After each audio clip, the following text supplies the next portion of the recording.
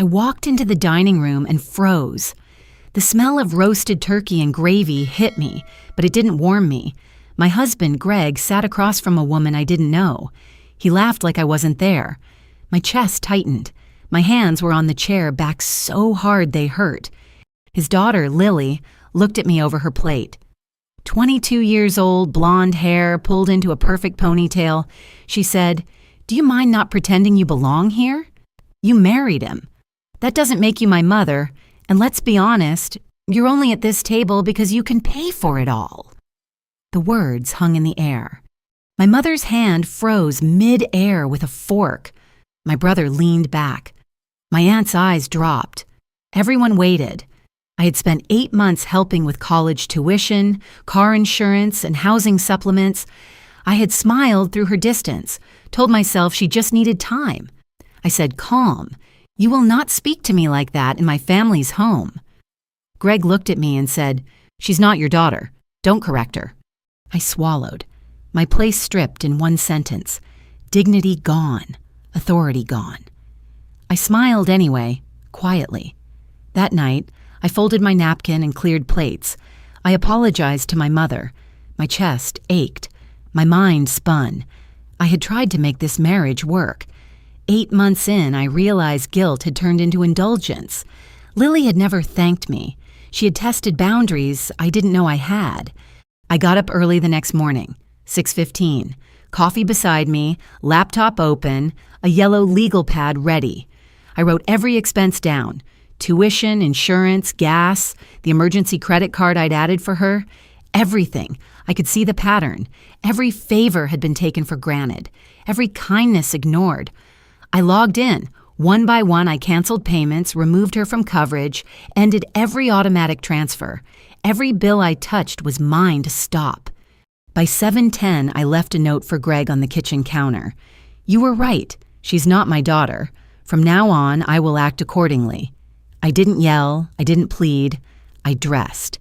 Navy sheath, gold earrings, the pearl bracelet my mother gave me after my divorce. I stood in the mirror, ready. At 8:43, the phone rang. Greg. I let it ring twice. I said, "Good morning," he snapped. "What is this note? You canceled Lily's tuition?" I looked out the window. Calm. It means exactly what it says. He tried to argue, justify, minimize. I listened, then said, "Family is not a word people get to use only when the bills are due." He hung up. Hours later, Lily called, her voice sharp, entitled, "You can't do this to me."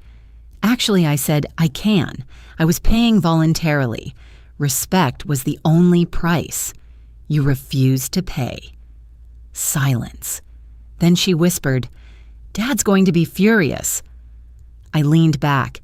He should have thought about that before teaching you I could be used without being honored. I sat at the kitchen table, hands wrapped around my coffee mug, staring at the yellow pad. The list was still there. Every bill, every payment, every favor I had quietly carried. My chest felt heavy. My phone buzzed again. Lily. She hadn't stopped calling since the morning. I ignored it. I needed a minute. Just a minute to breathe. The living room clock ticked loud enough to echo in my ears. The sun hit the blinds at an angle that made lines across the floor, sharp and precise. I followed them with my eyes, pretending it was a game, pretending I wasn't shaking inside. The house was quiet, too quiet. Greg's absence left a vacuum. The walls felt like they were holding their breath with me. Then the door creaked. Marcus, my younger brother, stepped in. His face was pale. He didn't speak at first, just stood in the doorway looking at the papers spread across the table. "Caroline," he said finally, voice low. "I didn't realize how much you've been carrying." He sat opposite me, ran a hand through his hair. "I mean, all of this. You didn't have to do it alone." I let out a breath I hadn't known I was holding. "I thought I was just helping," I said. "Keeping peace. Being part of the family. That's what I thought mattered." He nodded slowly, eyes softening. "It does. But you deserve respect, too. That's not too much." His words hit differently than I expected. Validation, something I had ignored for months, even years. Outside, the wind rattled the windows. I could hear a car door slam down the street. I looked back at the pad. Every entry told a story. Every dollar was a boundary I had drawn, whether I realized it or not. I smiled faintly. Not because it was easy, but because it was mine. I had claimed it. The phone buzzed again. Lily. I stared at the screen. Her voice was sharp when she spoke. "Mom, this isn't fair. You can't just—" I silenced her with a simple click. Silence filled the room. Peace, not empty, but hard-earned. I had drawn the line, and for the first time in months, I felt it hold. Then Greg came home. The sound of his keys dropping on the counter made my stomach tighten. He paused, looked at me. His eyes flicked to the pad, the list, the silence between us. I stood slowly. "You need to understand something," I said, voice steady. "This isn't about money, it's about respect. And you've taught me exactly what happens when that is ignored." He opened his mouth. I held up a hand. No words. "Not yet. I want you to see what happens when actions have consequences." His jaw tightened. He stepped back. I didn't move. I had the upper hand. For once, I wasn't just surviving. I was in control. And control felt like air. It felt like freedom. Outside, the afternoon light slanted through the blinds. I realized something. Respect doesn't come from fear. It comes from boundaries, from strength, from being unwilling to let anyone diminish you.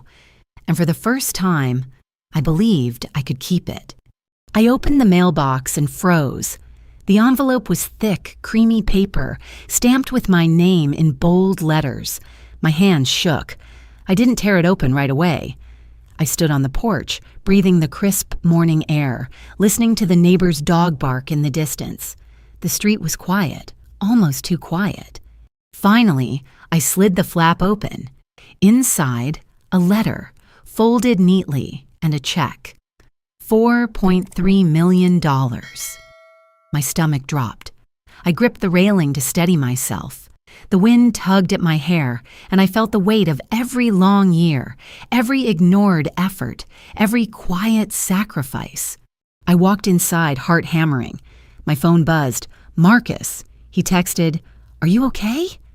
I heard. I didn't reply immediately. I couldn't.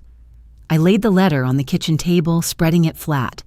I ran my fingers over the numbers, over the signature, over the sense of power that finally belonged to me.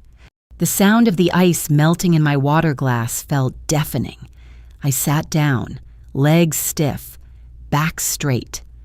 My mind traced back over the months, over every time Greg had smirked, every time Lily had rolled her eyes, every single moment they had tried to minimize me. And now, they hadn't just underestimated me, they had given me the tool to prove them wrong. I called my accountant, voice steady but firm. "We need to set up a trust," I said. "I want to make sure this is secure. No surprises." He hesitated, then agreed. I hung up and leaned back, feeling the first flicker of calm in weeks. Control. Finally. The door creaked. Lily stepped in, coffee cup in hand, curiosity painted across her face. "Mom, what is all this?" Her tone was sharp but hesitant. I didn't flinch. I let her look, let her see. I slid the letter across the table. "This is what happens," I said quietly, "when respect is refused, when boundaries are ignored, when kindness is taken for granted." Her eyes widened. She didn't speak. She couldn't. Greg came down next. His shoes tapped against the hardwood like a warning. He paused at the sight of me. The check, the open ledger on the counter. "Caroline," he said, voice low. "This," I raised a hand. "Stop. I'm done listening. Today, you see what I've known all along. I am not invisible. I am not disposable. And neither is my dignity." Silence filled the room. Thick, heavy. Every breath I took sounded loud. The sunlight slanted through the blinds, making lines across the floor. I stood, tall, hands on the table, eyes locked on both of them. The power was quiet but absolute. I picked up the check, folded it carefully, and set it in the safe. This is mine. Everything I do from here, I said, voice calm, will be mine, and no one will ever make me feel small again. They stared. I didn't flinch. I smiled just a little, and for the first time in months, I felt free. I walked into the office building, the glass doors cold against my palms. The lobby was empty at this hour. The fluorescent lights buzzed overhead. I could hear my own footsteps echoing. My heart raced, but not with fear, with purpose. I carried the folder with the bank documents and contracts like it was armor. Every step sounded louder than the last. The receptionist glanced up as I passed. Recognition flickered in her eyes. She didn't say a word. She just nodded. I nodded back. I didn't need her words. I knew why I was here. I knew what I had to do. The elevator doors closed behind me, the metal walls humming softly. Up to the top floor, my office, my domain now, though it had never felt like it belonged to me before today. I set the folder on the desk. The city skyline stretched out through the floor-to-ceiling windows. Lights shimmered on the glass, reflecting off my own face. I looked at it and saw determination, not doubt. I heard the faint click of a pen behind me. I turned. Marcus stood there, hands in his pockets. His expression was uncertain. Caroline, I held up a hand. Sit. Listen. He obeyed, hesitant. His eyes kept flicking to the papers on the desk. I pulled one out, slid it toward him. All of this. Every detail you ignored, every time you dismissed me, every favor taken for granted. It's real. It's mine. And you're going to see it. His jaw tightened. He leaned forward, studying the numbers, the transfers, the payments I had controlled. I could see the shift, the disbelief, the calculation. He had always assumed I would remain quiet, that I would absorb the insults, the dismissals, the disrespect. But now, quiet was not weakness. Quiet was strategy. Outside, the wind rattled the window frames. The city hummed faintly below. I turned to Marcus. I've been underestimated my entire life. They thought I would never claim what was mine, that I would never set limits, enforce boundaries, protect myself. They were wrong. I am not invisible. He swallowed. The silence stretched. Then he asked softly, almost afraid, "And Lily?" I looked at the city lights again, not answering immediately. "She'll learn," I said, "like everyone else has learned today. That respect isn't given. It's earned. And I will not be taken for granted again." The office felt different now, strong, controlled. My hands rested on the desk, steady. My chest rose and fell slowly, my breathing calm. Power didn't roar. It waited. It watched. It held still, like a predator before the hunt. And in that silence, I finally felt it. My life, my rules, my strength. I walked into the school parking lot, the asphalt still damp from the morning rain. My car sat under the oak tree, leaves clinging to the windshield. I could hear kids laughing in the distance, their voices light, unaware of the storm I had just walked through. The envelope from my grandfather lay in my lap. I hadn't touched it since last night. I didn't need to. Its weight was enough. The security guard glanced at me as I got out, raised a brow. I nodded, not smiling. His eyes flicked to the envelope. Recognition passed between us, subtle, quiet. I didn't open the car door fully. I sat for a moment listening to the drip of water from the gutters, counting each drop in my head. The rhythm steadied me. I pulled the envelope out. Inside, a check and a letter. $347 million. My fingers shook as I spread the papers on the passenger seat. The numbers stared back at me, impossible and yet real. I had been dismissed, underestimated, ignored. All this time, I had been seen as nothing. Now, I held everything. My phone buzzed. Mom. I ignored it. She didn't need to know yet. I didn't trust anyone to see this before I could. I had been taught patience, quiet patience, observation. I folded the check carefully, set it in my bag. I had control now, not over them, over myself, over what I had earned by being smart, careful, deliberate. The office keys rattled in my hand. Marcus texted again. Are you sure you want to do this alone? I stared out at the street, cars passing like they had no idea what was coming. I typed back one word, watch. The sound of the front door opening made my heart skip. Lily stepped in. Her expression was tentative, cautious. She had expected anger, a tantrum. I smiled faintly. Sit, I said. She did, stiffly. Her eyes flicked to the envelope. I didn't offer it. I let her stare, let her imagination fill in the blanks. Greg appeared next, shoulders tense, voice controlled. He tried to speak. I didn't flinch. No, I said. Not yet. You will hear me. You will see me. And you will understand what happens when respect is refused. The city hummed outside the windows. Sunlight slanted across the desk, highlighting the folder and the envelope. I leaned forward, hands on the table. Calm. Quiet. Absolute. They could see it now. I was no longer small. I was deliberate. I was unshakable. And the lesson was just beginning.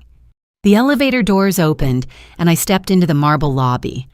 The air smelled faintly of polished wood and coffee. My heels clicked against the floor, echoing off the walls. I held the folder close, feeling its weight, feeling the power inside it. Every number, every document, a reminder that I had been underestimated. Greg was waiting by the glass doors, arms crossed. His face was neutral, but his eyes flickered. He thought he had prepared for this. I let him think that. I walked past him without a word, feeling the cool air hit my face. The sunlight glinted off the skyscrapers outside, sharp and bright. I paused for a second, taking it in. Every choice I had made had led me here. Every silent fight, every patient observation, every dollar carefully tracked.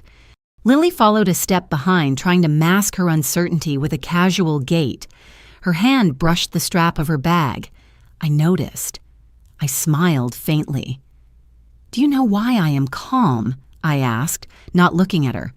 She shook her head, voice barely a whisper. "Because I understand now," I said. "Respect and boundaries are not suggestions. They are the rules. And for the first time, I am enforcing them." The lobby clock ticked loudly. The sound made my pulse sync with it. Marcus appeared then, sliding in through the side entrance.